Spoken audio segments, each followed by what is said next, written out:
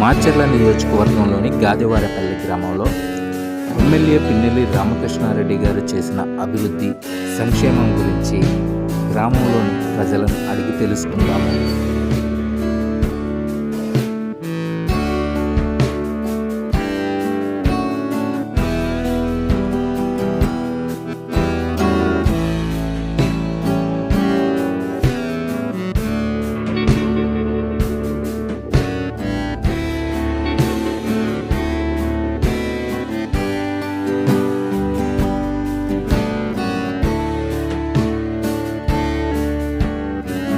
మా అబ్బాయికి యాక్సిడెంట్ అయింది. బండి నుంచి రాగాలని ఆటో వాడు గుద్దేసి వెళ్ళిపోగానే హాస్పిటల్కి తీసుకెళ్తే 18 లక్షలు అయింది. 18 లక్షలు అయితే రామకృష్ణారెడ్డి సార్ ఈ సీఎం రిలీఫ్ కింద డబ్బులు పంపించాడు. 4,20,000 పంపించిండు. 4,20,000 పంపించిండు. దానివల్ల మాకు కొంచెం ఉపయోగం ఇచ్చినాయి. కొంచెం పర్వాలా పిల్లగాడికి కొంచెం వాడుకుంటున్నాం. మందులకి అదని ఇదని వాడుకుంటున్నాం. రామకృష్ణారెడ్డి సార్ కావాలి మాకు. మేము మొదట ఆయనకే, ఇప్పుడు కూడా ఆయనే కావాలి. ఇప్పుడు బాగానే జరుగుతుందండి. పింఛన్ కానీ ఇంటికి వచ్చి ఇస్తున్నారు. డ్వాక్రాలో గ్రూపు పడ్డాయి. ఆయన కడతాను తీసేస్తాను డప్పు. ఆ అప్పు కూడా 2 సార్లు వేసాడు. 3వసారి వేసినాడు కానీ ఇంకా రాలేదు. మాకు జరిగింది. ప్రభుత్వం రామకృష్ణారెడ్డి సార్ జగన్తో బాగానే జరుగుతున్నాయి. మాకు ఎందుకండి ఆడిపోయి కూర్చోవాలి. ఎంతసేపు పని అయితే వేసినా లేకపోతే మళ్ళీ సాయంత్రం పోవాలి. ఇప్పుడేం ఇళ్ళకి వచ్చి ఇస్తున్నారు. ఏ టైం కావాలన్నారు. మాకు ఇబ్బంది ఏం లేదు. ఈ ప్రభుత్వంలో బ్యాగ్స్, బుక్స్ అన్నీ ఇస్తున్నారు.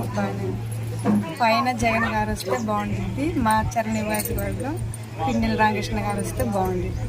మాకు ఈ ప్రభుత్వంలో పింఛన్ వస్తుంది, అన్నీ వస్తున్నాయి. మాకు మళ్ళీ పిన్నెల్లి రామకృష్ణారెడ్డి గారే కావాలి. పైన జగన్ గారు వస్తే బాగుంటుంది.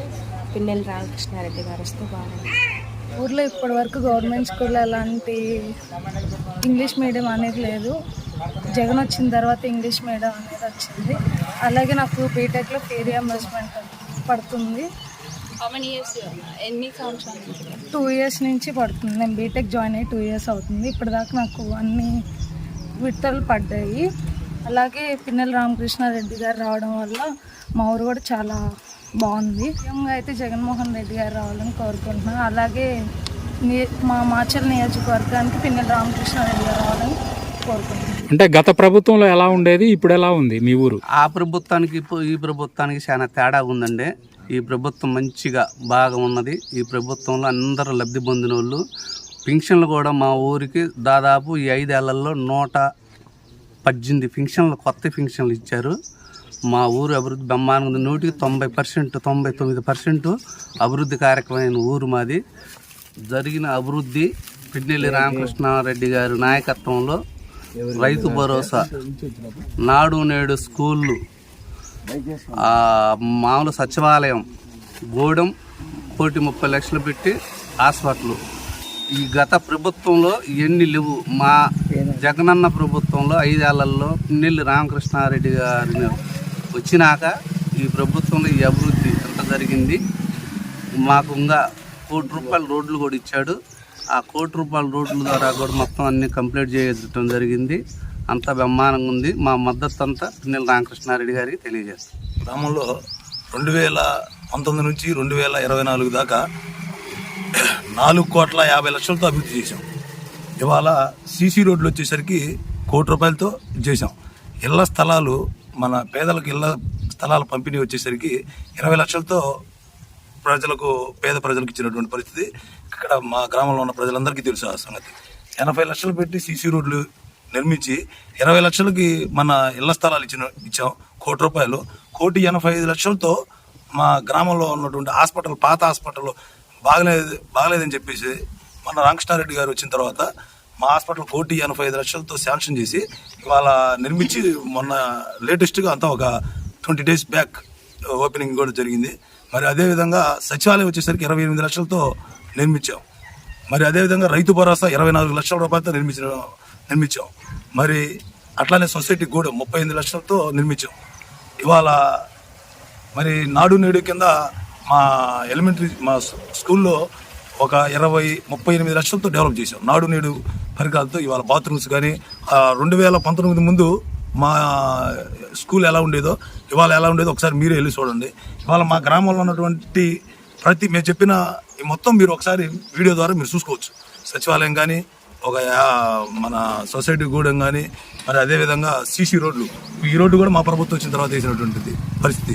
2019 ముందు వాళ్ళు ఏదో చేశారు, ఏదో శ్మశానాలు అన్నారు, అదన్నారు, ఇదన్నారు, ఏదో 4 కట్టినటువంటి పరిస్థితి, కానీ ఇంత డెవలప్మెంట్ అనేది జరిగినటువంటి పరిస్థితి లేదు. ఇవాళ 1.5 కోటి రూపాయలు పెట్టి సీసీ రోడ్లు, మరి 3 కోట్లు పెట్టి ఇవన్నీ నేను చెప్పాను కదా, ఈ రైతు భరోసా కానీ, సచివాలయం కానీ, ఇవన్నీ నిర్మించినటువంటి నాడు నేడు స్కూళ్ళ కింద కానీ మా గ్రామంలో 4,50,00,000తో వాళ్ళ అభివృద్ధి చెందింది. మా ప్రభుత్వం వచ్చిన తర్వాత రామకృష్ణారెడ్డి గారి ఆశీస్సులతో 4,50,00,000 రూపాయలతో ఇవాళ మా గ్రామం డెవలప్ అయింది. ఎవరైనా సరే చర్చకు రమ్మనండి. 2019 ముందు వాళ్ళు ఎంత చేశారో మేము 2019 నుంచి 24 దాకా మేమేం చేసేసామో మొత్తం ప్రజలకు అందరికీ తెలుసు.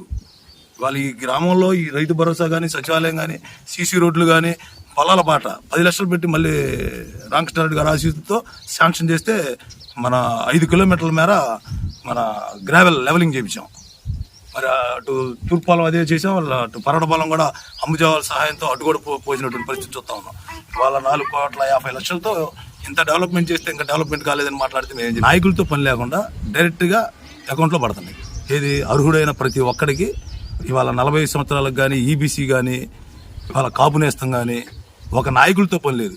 డైరెక్ట్గా అర్హుడై ఉంటే వాళ్ళ అకౌంట్లో జగన్మోహన్ రెడ్డి గారికి అసలు వాలంటీర్కి కూడా సంబంధం లేదు. అర్హుడై ఉంటే వాలంటీర్కి అప్లికేషన్ ఇచ్చి పెట్టుకోవటం, ఆ అప్లికేషన్ ద్వారా దాన్ని వెల్ఫేర్ ఓకే చేస్తే డైరెక్ట్గా వాళ్ళ అకౌంట్లో పడుతుంది. ఇంకా అసలు ఇంతకాడికి అభివృద్ధి ఏంటి?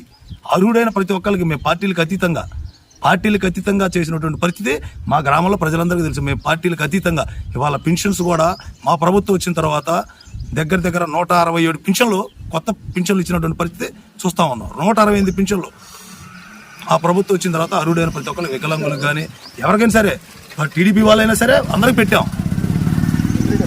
రామకృష్ణారెడ్డి గారి ఆశీస్సులతో మాకు రామకృష్ణారెడ్డి గారు కూడా ఒకటే చెప్పారు, మనకి పార్టీలతో సంబంధం లేదు, అర్హుడైన ప్రతి ఒక్కరికి మీరు పనిచేయండి.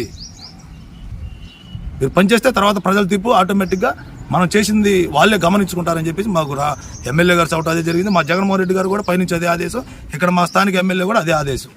మాకు ఎటువంటి ఇబ్బంది లేదు. ఎమ్మెల్యే గారిని మేము భారీ మెజార్టీతో గెలిపించుకుంటాం. మాకు అటువంటి ఇది లేదు. పిన్నెల్లి రామకృష్ణారెడ్డి గారిని కోరుకుంటున్నామండి. 2009 నుంచి కూడా మాకు అన్నిటికీ ప్రతి విషయంలో అందుబాటులో ఉంటుండే ఆయన. ఇప్పుడు మా ఊరికి సీఎం రిలీఫ్ ఫండ్లు కానీ, మా సీఎం ఆఫీస్ నుంచి కూడా మా అన్నయ్య గారి అబ్బాయి ఉన్నాడు, లేబర్ ప్లాంటేషన్ సర్జరీ చేయించాము గచ్చిబౌలి హైదరాబాద్లో. ఏఐజీలో చేపిస్తే 15 లక్షలు శాంక్షన్ చేయించాడు. అట్లా ప్రతిదీ మాకు మా విలేజ్కి మామూలుగా అసలు మా నియోజకవర్గం కూడా బాగానే ఆయన అందరికీ అందుబాటులో ఉంటున్నారు. మార్చెల్ల నియోజకవర్గంలో అరాచకం జరుగుతుంది, అన్యాయం జరుగుతుంది, నేను వస్తే శాంతి పరిపాలన చేస్తా, అంతా బాగా చేస్తా అని చెప్పేసి బ్రహ్మారెడ్డి అంటున్నారు. దానికి మీరేం చెప్తారు? ఏమీ జరగట్లేదండి ఇక్కడ. ఇప్పుడు ప్రజలకి అభివృద్ధి బ్రహ్మాండంగా జరుగుతుంది. ఇప్పుడు గతంలో ఎన్ని పింఛన్లు ఉన్నాయి, ఇప్పుడు ఎన్ని వచ్చినాయి 5 ఏళ్లలో? ఎవరన్నా పబ్లిక్ మాకు ఇది రాలేదని వాళ్ళు చెప్పుకోవడమే కానీ ప్రజలు చెప్పట్లేదు కదా. ఇప్పుడు రైస్ కానీ, మామూలుగా పింఛన్లు కానీ, డోర్ డెలివరీ ప్రతిదీ ఎక్కడ పల్లెటూళ్ళల్లో వెలిగేషన్ అనేది ప్రజల్లో రావాలి. నాయకత్వంగా మామూలుగా నాయకులు వచ్చి మామూలుగా ఇక్కడ అరాచకం జరుగుతుందనండి, అక్కడో చంద్రబాబు నాయుడు, బ్రహ్మారెడ్డి గారు ఎక్కడో గుంటూరులో ఉండి అంటే ఎట్లా సరిపోద్ది? చంద్రబాబు నాయుడు, జనసేన అధినేత పవన్ కళ్యాణ్, బీజేపీ పార్టీ 3 కూడా ఒక కూటమిగా ఏర్పడి జగన్ మీదకి ఎన్నికలకి రావడానికి సంసిద్ధమైంది. అయితే ఇక్కడ ఒకటి చెప్పాలి, గతంలో 2014లో కూడా ఇదే విధంగా వాళ్ళ ముగ్గురు కూటమిగా వచ్చారు. అప్పుడు కూడా పవన్ కళ్యాణ్ చెప్పేది ఒకటి, చేసేది ఒకటి. అతను అన్నీ కూడా ఆవేశంగా మాట్లాడటం, ఏది పెడితే అది మాట్లాడటం జరుగుతుంది. బీజేపీ కూడా పైనుంచి కూడా చంద్రబాబు నాయుడికి పూర్తిగా మద్దతు ఇచ్చింది. ఏది అమరావతి కట్టండి మీకు అని చెప్పి కొన్ని వేల కోట్లు కూడా ఇచ్చింది. అయినా కానీ చంద్రబాబు నాయుడు ఓన్లీ గ్రాఫిక్స్ చూపించాడు కానీ దాన్ని ఒక అమరావతి కట్టడం మొదలు పెట్టలేదు. ప్లస్ పోతే రుణమాఫీ అని చెప్పాడు, రుణమాఫీ చేయలేదు, ఎక్కడ రుణమాఫీ చేయలేదు కూడా. ప్లస్ పోతే డ్వాక్రా మహిళలకి రుణమాఫీ అని చెప్పాడు, ఆ రుణమాఫీ చేయలేదు. అవ్వాతాతలకి పెన్షన్లు నేను పెంచుతానన్నాడు, పెన్షన్ పెంచలేదు. మరి పోతే నిరుద్యోగ భృతి ఇస్తానాడు, నెలకు 2,000 రూపాయలు, అది ఇవ్వలేదు. ఇవన్నీ కూడా ఈ కూటమి ఆ రోజున చేసినటువంటి ఎన్నికల మేనిఫెస్టో ఎవరు అమలుపరచలేదు. కావున దానికి గాను 2019లో జగన్మోహన్ రెడ్డి గారికి ప్రజలందరూ కూడా బ్రహ్మరథం పెట్టారు. ఎందుకంటే ఈ కూటమి మాట తప్పింది కాబట్టి. ఇప్పుడు కూడా అదే పరిస్థితి. 2024లో కూడా ఈ కూటమి మొత్తం కలిసి వచ్చినా సరే వీళ్ళు చేసేటువంటి మేనిఫెస్టో కానీ వాగ్దానాలు కానీ వీళ్ళు నెరవేర్చరు, మాట తప్పుతురు, ఎవరు కూడా సక్రమంగా లేరు. వీళ్ళు ఈ కూటమికి ఈ పంపకాల సీట్లు ఇంకా ఇంతవరకు కుదరలేదు అనేది జనంలోకి వెళ్ళిపోయింది. జగన్మోహన్ రెడ్డి గారు చేసినటువంటి ఈ సంక్షేమ పథకాలు కానీ, ఆయన చేసినటువంటి నాడు నేడు కింద అభివృద్ధి కానీ, ఇవన్నీ చూసిన తర్వాత ప్రజల్లో ఒకటే తేటతెల్లమైంది. ఏమనంటే జగన్మోహన్ రెడ్డి గారు వస్తేనే మన పేద ప్రజలు మనం బతకగలుగుతాం, లేకపోతే పెత్తందారుల కాళ్ళ కింద మనం నలిగిపోతాము అనేది స్పష్టమైంది. కేవలం ఒక 2019 నుంచి 2024లో జగన్మోహన్ గారు చేసినటువంటి కేవలం 3 సంవత్సరాలే పరిపాలన చేసింది. ఎందుకంటే 2 సంవత్సరాలు కరోనా టైం అయిపోయి, కరోనా కిందనే టైం అంతా అయిపోయింది. ఈ కరోనాలో కూడా జగన్మోహన్ చేసినటువంటి పరిపాలన ఎంత బాగుందంటే అంత బాగుంది. ప్రజలందరికీ మా ఊరు గాదివారిపల్లిలో చాలా మంది కరోనా కేసులు ఉంటే ఒక వాలంటీర్ ద్వారా ప్రతి ఒక్కరు ఇంటింటికి పోయి ఇంట్లో ఎవరు కరోనా ఉంది తీసుకొని వచ్చి బస్సు ఎక్కించి వాళ్ళని తీసుకెళ్లి హాస్పిటల్లో చేర్పించి అక్కడ ప్రతి ఒక్కటి కూడా వాళ్ళకి సౌకర్యాలు కానీ, మరి ఫ్రూట్స్ కానీ, యాపిల్స్ కానీ, డ్రై ఫ్రూట్స్ కానీ ఇవన్నీ ఇచ్చి ప్రతి ఒక్కరిని కూడా కోలుకొని మళ్ళీ తీసుకొచ్చి గాదివారిపల్లి గ్రామంలో దించారు. ఇట్లా ఈ విధంగా అభివృద్ధి అనేది చాలా చేశాడు జగన్మోహన్ రెడ్డి గారు. నాడు నేడు కింద స్కూల్స్ ఇంతకుముందు 2014-19లో కానీ, అంతకుముందు చంద్రబాబు నాయుడు పరిపాలించిన 12 సంవత్సరాల టైంలో కానీ ఎవ్వరు కూడా కనీసం స్కూల్ గురించి ఆలోచించలేదు. చిన్నపిల్లలకి కానీ పెద్ద పిల్లలకి కానీ కనీసం టాయిలెట్స్కి పోదామంటే చాలా ఇబ్బంది పడేవాళ్ళు. ఇంటికి వచ్చి టాయిలెట్స్ పోసుకొని మళ్ళీ స్కూల్కి వెళ్ళే పరిస్థితి వచ్చేది ఆ రోజుల్లో. కానీ ఈ రోజు 2019 నుంచి 2024లో జరిగిన అభివృద్ధి నాడు నేడు కింద ఒక స్కూల్స్లో ఈ రోజు వెళ్ళి చూడండి, మా ఊరు గాదివారిపల్లి స్కూల్స్ కనీసం టాయిలెట్స్ కానీ, ఆడుకోవడానికి ఆట వస్తువులు కానీ, మరి బోర్డులు కానీ, డిజిటల్స్ కానీ, ట్యాబులు కానీ ఎన్ని ఇచ్చారు స్కూల్ పిల్లలు. ఈరోజు పేద పిల్లలు పెత్తందారు పిల్లలు ఈక్వల్గా వాళ్ళు చదివే స్కూల్స్లో ఏ విధంగా పెద్ద పెద్ద కార్పొరేట్ స్కూల్ లక్షలు పెట్టి చదివిస్తున్నారు, అదే తరహాలో ఇక్కడ గవర్నమెంట్ స్కూల్స్లో కూడా పేద పిల్లలకి కార్పొరేట్ విద్య అనేది అందుతుంది. ఇక్కడ నాడు నేడు కింద అంత బాగా చేశాడు. మళ్ళీ వైద్యం గాదివారిపల్లి గ్రామంలో ఒక పిహెచ్ సెంటర్ ఉంది. ఈ గాదివారిపల్లి గ్రామం కింద చుట్టుపక్కల కనీసం ఒక 16-17 గ్రామాలు ఉన్నాయి. ఈ 16-17 గ్రామాల ప్రజలందరూ కూడా మా గాదివారిపల్లి పిహెచ్ సెంటర్కి వచ్చి చూపించుకొని వైద్యం చేయించుకొని వెళ్ళేవాళ్ళు. గత ప్రభుత్వం ఉన్నప్పుడు కనీసం ఇక్కడ మాది ఇంతకు ముందు గతంలో మాది 24 గంటలు హాస్పిటల్. చంద్రబాబు నాయుడు పరిపాలన వచ్చిన తర్వాత ఆ 24 గంటలు తీసేసి కేవలం 12 గంటల హాస్పిటల్ చేశాడు. మళ్ళీ జగన్మోహన్ రెడ్డి వచ్చిన తర్వాత ఇప్పుడు 24 అవర్స్ ప్రతి గంటకి అక్కడ డాక్టర్ గారు, ఒక స్టాఫ్ నర్సు, మెడికల్ మొత్తం ఉంటున్నారు. ఈరోజు కార్పొరేట్ హాస్పిటల్లో జరిగినటువంటి వైద్యం గాదివారిపల్లి పిహెచ్ సెంటర్లో జరుగుతుంది. కొత్తగా మా ఊరికి పాత హాస్పిటల్ బాగలేదని చెప్పి నాడు నేడు కార్యక్రమం భాగంగా ఇక్కడ 1,30,00,000 పెట్టి మాకు పెద్ద పిహెచ్ సెంటర్ ఏర్పాటు చేశారు జగన్మోహన్ రెడ్డి గారు. అది కాకుండా డాక్టర్స్ 3 డాక్టర్స్, స్టాఫ్ నర్సులు 4, మెడికల్, ల్యాబ్, వాచ్మెన్లు ఇక్కడ ఎంత బాగుందంటే అంత అభివృద్ధి చేసిందన్నమాట జగన్మోహన్ రెడ్డి గారు. అదేవిధంగా ఊరి గ్రామంలో సిమెంట్ రోడ్లు కానీ, ఇంకా పోతే సొసైటీ గోడం కానీ, ఎందుకంటే రైతులు పండిన పంటను నిల్వ చేసుకోవాలంటే ఎక్కడా కూడా లేదు. ఈరోజు మిర్చి ఉంది, వర్షాలు పడితే తడిసిపోతున్నాయి, దానికి గాను గోడం కట్టించారు. రైతులకి రైతు భరోసా కేంద్రంలో ఇవాళ పురుగు మందులు కానీ, ఎరువులు కానీ ప్రతి ఒక్కటి అన్నికి అందుబాటులో ఉంటుంది. ప్లస్ పోతే నా ఊరిలో కనీసం ఒక 1 కోటి రూపాయలు సిమెంట్ రోడ్లు పోపించాం. ఇవన్నీ కూడా జగన్మోహన్ రెడ్డి ప్రభుత్వం వచ్చిన తర్వాత ఈ సంక్షేమ కార్యక్రమాలు కానీ, సంక్షేమ పథకాలు కానీ, డీబీటీ ద్వారా కానీ, నాన్ డీబీటీ ద్వారా కానీ అన్ని దొరుకుతూ ఉన్నాయి. అందువల్ల ప్రజలందరూ కూడా ఏమంటారంటే మేము మళ్ళీ జగన్మోహన్ రెడ్డి కానీ గెలిపించుకుంటాం, మాకు జగన్మోహన్ రెడ్డి కావాలి, ఆయన వస్తేనే ఈ సంక్షేమ పథకాలన్నీ కూడా కొనసాగుతాయి, లేకపోతే లేదు అనేది జనంలో పూర్తిగా విశ్వాసం అనేది ఉంది. గతంలో 99లో టీడీపీ ప్రభుత్వంలో జోలకంటి దుర్గమ్మ గారు వచ్చారు. అప్పుడు జోలకంటి దుర్గమ్మ గారు, అప్పుడు చంద్రబాబు నాయుడు ప్రభుత్వంలో జోలకంటి దుర్గమ్మ గారు తనయుడు జోలకంటి బ్రహ్మారెడ్డి గారు ఇప్పుడు మాచర్ల నియోజకవర్గం పోటీ చేసే వ్యక్తి. అప్పట్లో ఎంత అరాచకంగా ఉండేదంటే మాచర్ల నియోజకవర్గం పేద ప్రజలు కానీ, ఎస్సీలు బీసీలు కానీ, మహిళలపై కానీ ఎన్ని ఘోరాలంటే అన్ని ఘోరాలు జరిగాయి. అదేవిధంగా మాచర్ల నియోజకవర్గం దుర్గి మండలం దగ్గర ఒక 7-8 మందిని మర్డర్ చేసిండు జోలకంటి బ్రహ్మారెడ్డి గారి ఆధ్వర్యంలో ఆ రోజున జోలకంటి బ్రహ్మారెడ్డి గారి ఆధ్వర్యంలో 7-8 మర్డర్లు చేశాను. ఒకరిని మరీ కిరాతకంగా, ఎంత పాశవికంగా అంటే వెంటబడి కత్తులతోటి వెంటబడి మిర్చి కోస్తుంటే కూలోళ్ళు కూడా అడ్డుపోయినా కానీ వాళ్ళు ఆపకుండా కత్తులు తీసుకొని దాడి చేసి అంత అరాచకంగా వాళ్ళ 7-8 మందిని మర్డర్ చేశారు. మన పిన్నెల్లి రామకృష్ణారెడ్డి గారు 2009లో ఎమ్మెల్యేగా ఎన్నికయ్యారు. 2009లో ఎన్నికైన తర్వాత మాచర్ల నియోజకవర్గం, పల్నాడు ప్రాంతం అంతా కూడా ప్రశాంతంగా ఒక్కసారిగా కాకుండా క్రమేణా ప్రశాంతత అనేది ఏర్పడింది. ఎందుకంటే బ్రహ్మారెడ్డి గారు వెళ్ళిపోయారు, ఇక్కడ లేరు, గుంటూరు వెళ్ళిపోయారు. అక్కడి నుంచి కూడా ఈ 4 దఫాలు మేము మాచర్లలో నియోజకవర్గం నుంచి పిన్నెల్లి రామకృష్ణారెడ్డి గారిని 4 దఫాలు గెలిపించుకున్నాం. ఈ 4 దఫాల నుంచి కూడా దగ్గర 15-16 సంవత్సరాల నుంచి కూడా ఇక్కడ ప్రశాంతత అనేది ఏర్పడింది. ఎందుకు ఏర్పడింది అంటే ప్రతి ఒక్కరిని గ్రామంలో ఏదైనా ఫ్యాక్షన్ ఊరు ఉంది అని అంటే ఆ ఊరికి వెళ్ళి కూర్చోబెట్టి, పెద్ద మనుషులందరిని కూర్చోబెట్టి, అయ్యా మీరు ఫ్యాక్షన్ గొడవలు కనుక పెట్టుకుంటే కుటుంబాలు నాశనం అయిపోతాయి, ఆర్థికంగా మీరు నష్టపోతారు, పిల్లల చదువులు ఆగిపోతాయి, పిల్లల యొక్క భవిష్యత్తు ఆగమైపోద్ది అని చెప్పి ప్రతి ఊరికి వెళ్ళి చెప్పి, ఈ విధంగా మీరు డెవలప్ అవుతారు, మీరు ఫ్యాక్షన్ గొడవలకు పోతే డెవలప్ కాదు అని చెప్పి ప్రతి ఒక్కరు కూడా చెప్పి దాన్ని ఆ విధంగా క్రమేణా ప్రశాంతత అనేది తీసుకొచ్చాడు పిన్నెల్లి రామకృష్ణారెడ్డి గారు. అందువల్ల పల్నాడులో మాచర్ల నియోజకవర్గం కూడా ఈ రోజు పిన్నెల్లి రామకృష్ణారెడ్డి అంటే అందరూ కూడా విశ్వాసంగా ఉన్నారు. ఆయన ఉంటేనే ప్రశాంతత ఉంది. మళ్ళీ బ్రహ్మారెడ్డి గారు కనుక వస్తే కనుక మళ్ళీ అరాచకం మొదలవుతుంది, మళ్ళీ మర్డర్లు జరుగుతాయి, హత్యలు జరుగుతాయి, ఎస్సీ ఎస్టీ బీసీ మైనార్టీ వర్గాలు బ్రతికే పరిస్థితి లేదు ఇక్కడ. కావున పిన్నెల్లి రామకృష్ణారెడ్డిని మేము 5వసారిగా కంపల్సరీగా 2019లో గెలిపించిన మెజార్టీ కంటే కూడా ఇంకా 5-6 వేల మెజార్టీ ఎక్కువతోటి మేము పిన్నెల్లి రామకృష్ణారెడ్డిని గెలిపించుకోవడానికి సంసిద్ధంగా ఉన్నాం. మేమంతా సిద్ధంగా ఉన్నాం.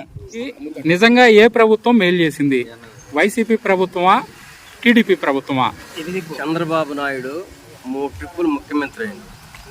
రైతుకి ఎప్పుడు మేలు జరగల. చంద్రబాబు వస్తే వానలు పడవు, కరువు, సాగర్ నీళ్ళు రావు. అతను ఏ మాట అయినా నెక్కచ్చిగా చేయలే. వాస్తవం చెబుతున్నాం మేము. చంద్రబాబు 3 తడవలు వస్తే సాగర్ రాల. 3 తడవలు చేసిన ముఖ్యమంత్రి ఆ పనులు ఒక్క 3 సంవత్సరాల్లోనే మా ఊర్లో కనుక్కో.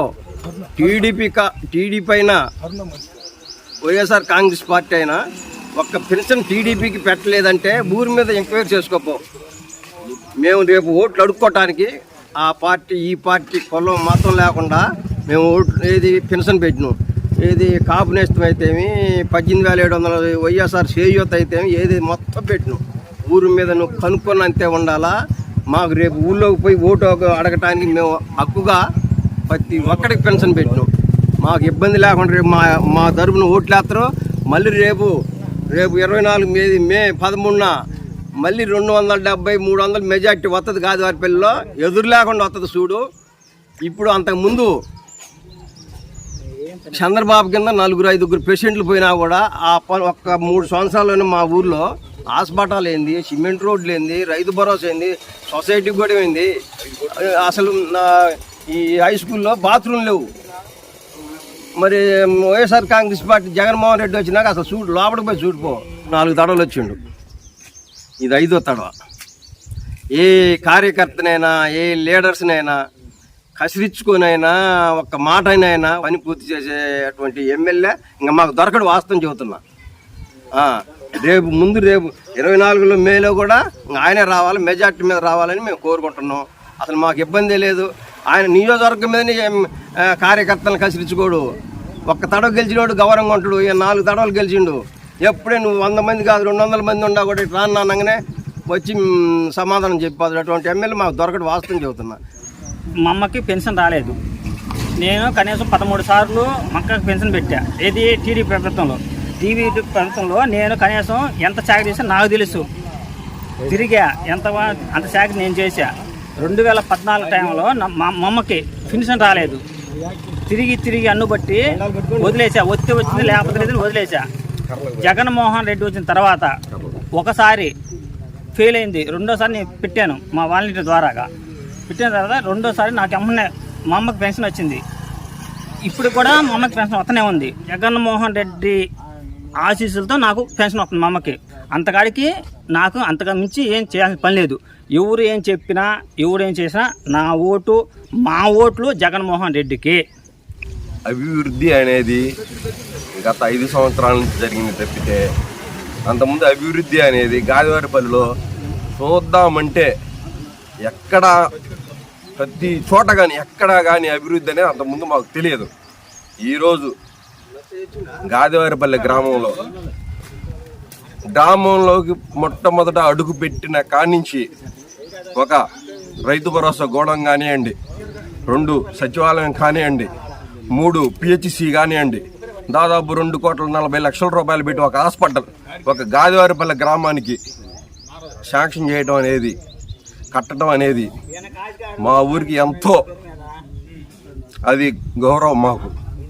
నెక్స్ట్ నాడు నేడు కింద హై స్కూల్ అభివృద్ధి అంటే హై స్కూల్ని చూసి మేము చదువుకునే రోజుల్లో హై స్కూల్ అడుగు పెట్టాలంటే కాళ్ళకు ముళ్ళు గుచ్చుకుంటాయేమో, బండలకించి తేలు వస్తాయేమో, పాములు వస్తాయేమో అని మేము చాలా భయపడేవాళ్ళం. కానీ ఈరోజు నాడు నేడు స్కూల్స్ చూస్తుంటే మేము చదువుకునేటప్పుడు ఎందుకు లేవా, ఇలా ఈ విధంగా ఎందుకు లేవా అని మేము ఇప్పుడు బాధపడుతున్నాం. చదువుకునే ప్రతి పేద విద్యార్థికి ఈ గవర్నమెంట్ ఎంతో మేలు చేసింది. అలాగే అవ్వాతాతలకు కావచ్చు పెన్షన్ అనేది చాలా ముఖ్యమైనది ముసలి వాళ్ళకి. ఆ పెన్షన్ తెల్లవారుజామున 6 గంటలకల్లా మంచం వేయించి లేపి ఇవ్వటం అనేది చాలా అద్భుతం అన్నమాట. గవర్నమెంట్కి ఇది ఒక పెద్ద సవాల్. ఇలాంటిది వాలంటీర్ వ్యవస్థ తీసుకొచ్చి దీన్ని సక్సెస్ చేసి ప్రతి ఒక్కరి నోట జై జగన్ అనే నినాదాన్ని తీసుకొచ్చిన జగన్మోహన్ రెడ్డి గవర్నమెంట్కి మేము ఎప్పుడు పాదాభివందనం చేస్తూనే ఉంటాం. కారంపూడి మండలంలో ఏ ఊరికైనా నేను ఒక సవాల్ చేసి కూర్చుంటాం. టీడీపీ ఏం అభివృద్ధి చేసిందనేది వచ్చి ఆ సవాల్ స్వీకరించే వాళ్ళు ఉంటే స్వీకరించమను. మేము ఏం అభివృద్ధి చేశామో చూపించి మేము సవాల్ చేస్తున్నాం. ప్రతి ఒక్క అభివృద్ధి మేము చెబుతాం, చూపిస్తాం. అలాగే చంద్రబాబు నాయుడు 15 సంవత్సరాలు గవర్నమెంట్ పరిపాలించాడు. ఈ 15 సంవత్సరాలు అతను ఏమేమి చేశాడనేది చూపించమనండి, ఓట్లు అడగమనండి. మేము చేసింది చూపిస్తాం, ఓట్లు అడుగుతాం. మేము చూపించకుండా అబద్ధాన్ని పదే చెప్పి నిజంగా సృష్టించి దాన్ని ఫోకస్ చేసి చేయడం చంద్రబాబు పద్ధతి మాదైతే కాదు. మేము చెప్పింది చేస్తాం, చేసేదే చెప్తాం. ఇది జగన్మోహన్ రెడ్డి గవర్నమెంట్. ఇందులో ఎటువంటి అవినీతికి తావు లేదన్నమాట. అది జగన్మోహన్ రెడ్డి గారిని చూస్తుంటే ఒక్కోసారి నాకు చాలా బాధేసింది అనమాట. ఎందుకంటే నా నా నా నా అంటుంటు ఏంది నా నా అంటే నా ఎస్సీ, నా బీసీ, నా మైనారిటీ అని అంటాడు. మేము ఓసీలం, ఆయన ఓసీ, ఆయన ఎంతప్పటికి ఎస్సీ, ఎస్టీ, బీసీ, మైనారిటీ అంటే మేమెందుకు దాంట్లో లేమా అని మాకు కొంత అనిపించుద్ది. అయినా కానీ నా ఎస్సీ, నా ఎస్టీ, నా మైనారిటీ అన్నందుకు జగన్మోహన్ రెడ్డి గారిని, మా ఎమ్మెల్యే పిన్నెల్లి రామకృష్ణారెడ్డి గారిని మళ్ళీ 2024లో 5వసారి ఎమ్మెల్యేగా గెలిపించుకొని అలాగే మా నియోజకవర్గానికి మినిస్టర్ కంపల్సరిగా జగన్మోహన్ రెడ్డి గారి దగ్గరికైనా కాళ్ళు పట్టుకొనైనా మా పిన్నెల్లి రామకృష్ణారెడ్డి గారిని మినిస్టర్ చేసుకోవడానికి మేము సర్వదా సిద్ధంగా ఉన్నాం.